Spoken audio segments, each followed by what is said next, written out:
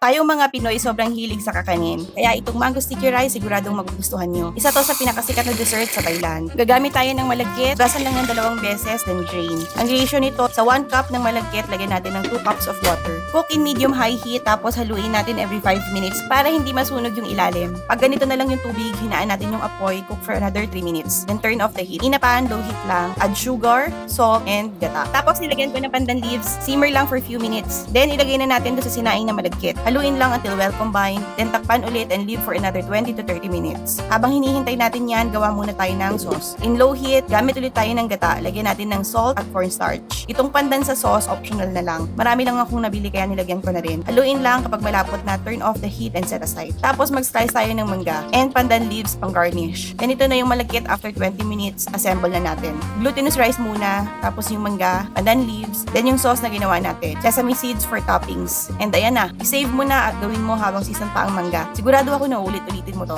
And follow me for more recipes.